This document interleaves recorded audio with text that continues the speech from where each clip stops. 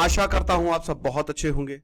मेरा नाम है सिद्धांत अग्निहोत्री। स्टडी ग्लोस पे आपका बहुत बहुत स्वागत है। तो आज हम बात करेंगे मस्त 5000 तरीके जेल जाने के। बेटा, टाइम्स ऑफ इंडिया का गजब आर्टिकल है और बच के रहो यार। लेकिन चाणक्य नीति का ये शानदार कोर्स आप अवेल कर सकते हैं। डिस्क्रिप्शन कमेंट बॉक्स पे लिंक है। आज आखिरी दिन है ऑफर का। नीति 70 कूपन कोड यूज करिए। 600 के करीब वर्सेस एक एक लेक्चर 2.5 घंटे का। आचार्य चाणक्य ने जो विजडम दिया था वो मैं आपके साथ शेयर करूंगा। दुनिया का सबसे सस्ता कोर्स। आ जाइए, मजा आएगी। कोर आर्ग्यूमेंट क्या है भैया? देखो, भारत का जो लीगल सिस्टम है ना, हम सबको पता है कि वो काफी डेमोक्रेटाइज्ड है, लेकिन फिर भी कई बार जस्टिस बहुत लेट होता है। कोई अगर रूल्स को फॉलो करना चाहता है तो हम क्या कहते हैं? ओए, जेल जाओगे। अब आप बोलेंगे हैं, हाँ यही होता है यार, अगर कोई रूल्स को फॉलो करेगा जेल भेजूं। अब जब हमको when you want to write a wrong, समझ रहे हो कि मतलब हम जब सही कोई गलत करने के पीछे पड़ जाते हैं कि तुम गलत हो, हम क्या कहते हैं? तुम क्रिमिनल हो।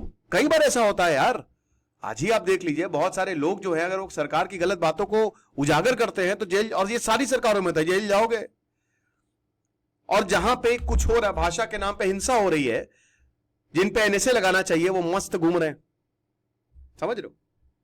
तो यही है भारत का welcome to India legal system, जो नॉन हार्मफुल है, मतलब रूटीन नॉन हार्मफुल और एडमिनिस्ट्रेटिव एक्टिविटीज को ये क्रिमिनलाइज कर देता है।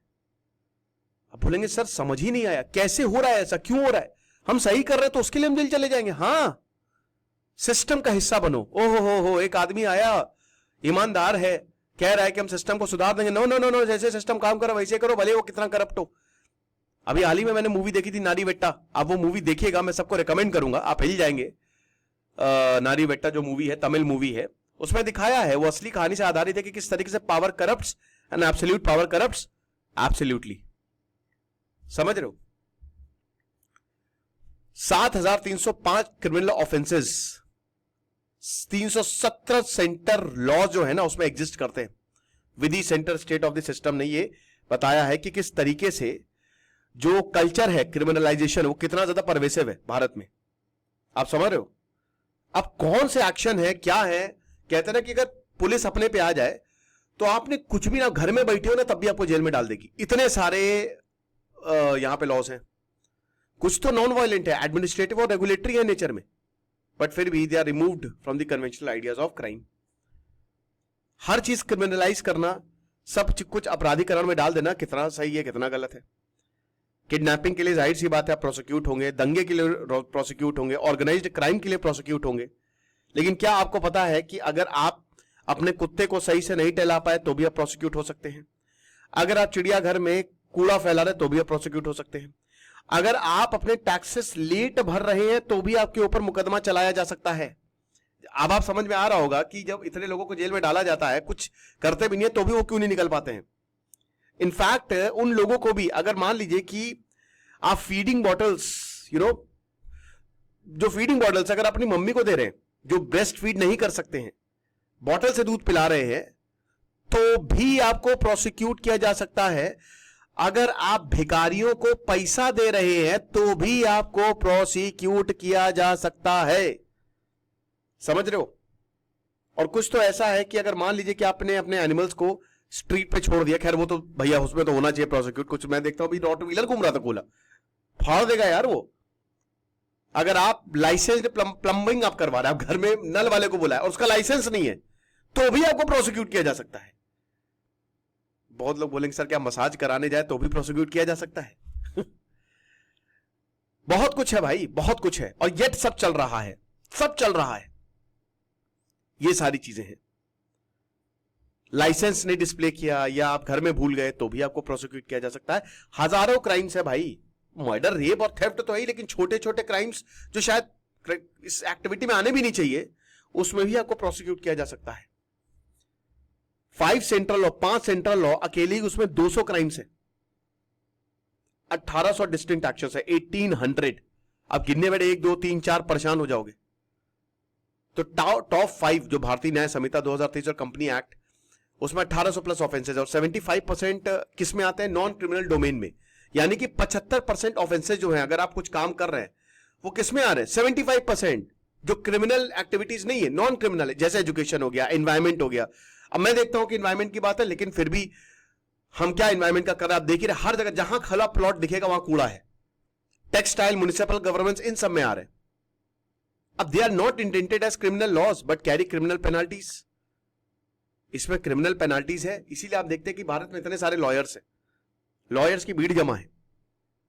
और कई बार क्रिमिनल लॉ को मिसयूज किया जाता है ताकि रेगुलेटरी कंप्लायंस आप इन्फोर्स कर सके। ये होता है, हर जगह होता है।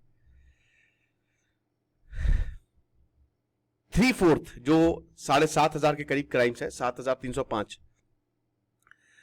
वो जो सब्जेक्ट मैटर है ना, उसमें आते हैं, यानी कि they are outside the domain of criminal justice, जैसा कि हमने बताया 75%। तो एविडेंस यही है कि जहां पे criminal law it's no longer reserve for the gravest offences, but वो क्यों है? कि बस आपकी रोजमर्रा की जिंदगी को परेशान किया जा सके, यानी कि एक जो गवर्नेंस है वो सही से की जा सके, लेकिन आपको इतनी फ्रीडम ना हो, फ्रीडम होते हुए भी फ्रीडम ना हो। 252 लॉ हैं जिसमें 10 क्राइम है बस। 252 लॉ में खाली 10 क्राइम है। हम सुनते तो बहुत सारे क्रिमिनल लॉज हैं। ऑब्सिनिटी एक्ट भी है भैया इसमें एक, ठीक है, कि पब्लिक पे आप कुछ, पब्लिक के सिगरेट भी नहीं पी सकते आप, कुछ नहीं, मतलब वही बता रहे ना कि अगर पुलिस अपनी पे आए तो खेल खत्म है। और कहीं इसीलिए बोला गया कि पुलिस को भारत में बहुत पावर दी गई है। करते रहो, एक बार केस हो गया लड़ते रहो आप, ये चीज है।